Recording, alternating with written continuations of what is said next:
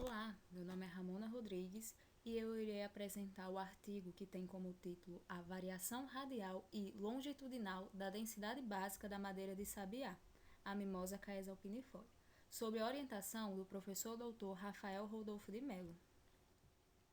Bom, a Caatinga é um bioma que apresenta uma biodiversidade natural bastante rica. Ela possui diversas espécies endêmicas, tanto da fauna quanto da flora, como também detém uma diversidade fisionômica que é de suma importância para a região do Nordeste. Porém, esse bioma ele é bastante negligenciado devido à falta de fiscalização. Essa falta de fiscalização, aumenta, ela possibilita a extração ilegal dessa região. A extração ilegal ela é feita praticamente para abastecer as demandas de energia, como carvão e lenha, como também de estacas para a produção de cercas. A extração ilegal na região do Nordeste, no bioma Caatinga, ela é uma das principais causas da perda de biomassa nessa região. Então, realizar pesquisas científicas a respeito de espécies nativas é um fator que colabora significativamente para a construção de um conhecimento a respeito dessas espécies arbóreas, visando a sua potencialidade, o uso da madeira, como também minimizando a exploração ilegal. Porém, determinar a utilidade ideal da madeira é bastante complexo, porque a madeira ela é heterogênea mesmo dentro de um único indivíduo. Então, deve-se considerar todas as propriedades da madeira para indicar um correto uso, como as propriedades físicas, mecânicas, químicas e organolépticas. Um dos principais parâmetros que determina a qualidade da madeira é a densidade. Ela, assim como outros parâmetros, varia tanto no sentido longitudinal, da base para o topo da árvore, quanto no sentido radial, da medula para a casca da árvore. A variação da densidade, ela também está bastante ligada com a espessura dos raios condutores e fibras, além de variar em função da idade, espaçamento, local de origem, dentre outros. A Mimosa Caesalpinifolia ela é uma espécie nativa da Caatinga e possui um crescimento rápido, madeira dura, compacta e de grande durabilidade.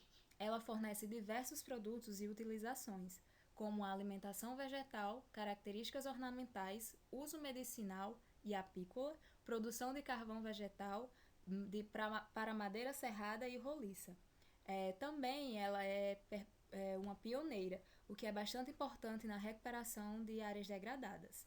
Assim, no ponto de vista tecnológico, conhecer a variabilidade dos parâmetros que caracterizam a madeira é essencial para o diagnóstico da sua correta utilização.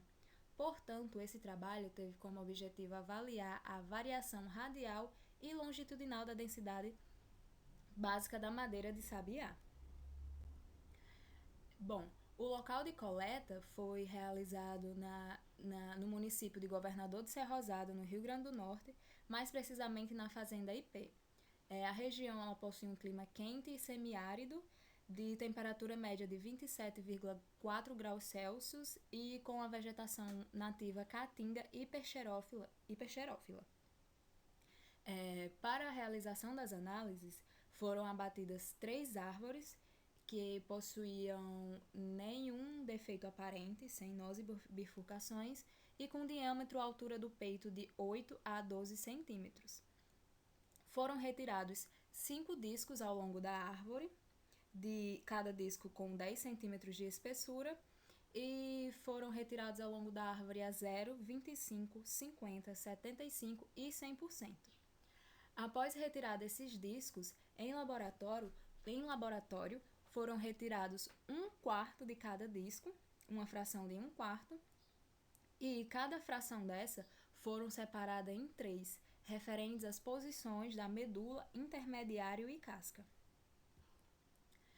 Após a preparação das amostras, elas foram pesadas em seu teor de umidade em equilíbrio e após submersas em água por 2 semanas.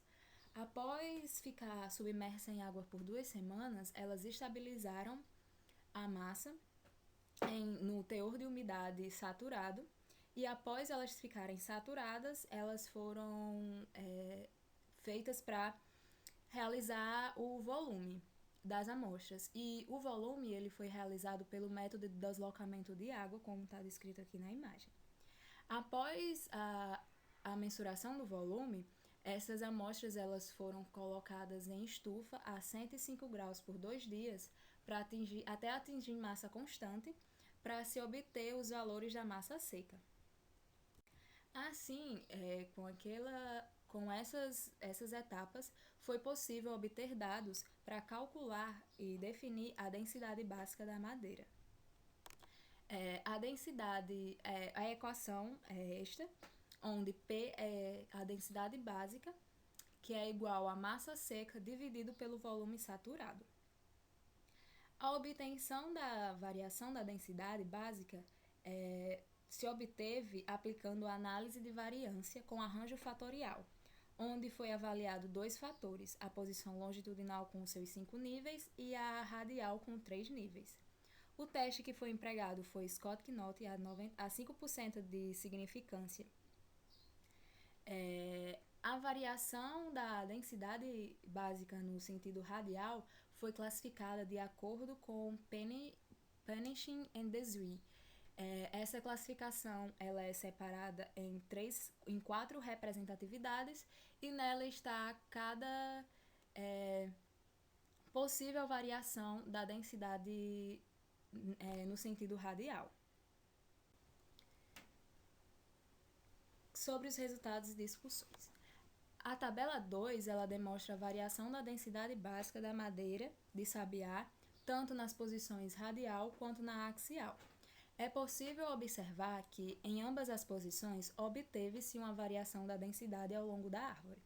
Na posição longitudinal, observa-se que a base, que é a posição de 0%, ela obteve os maiores valores para a densidade média,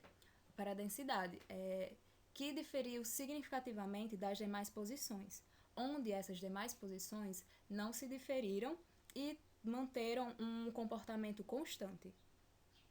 Já na posição radial, a densidade básica ela se mostrou maior nas posições da medula e intermediário, onde não diferiram significativamente, e a casca demonstrou menores valores.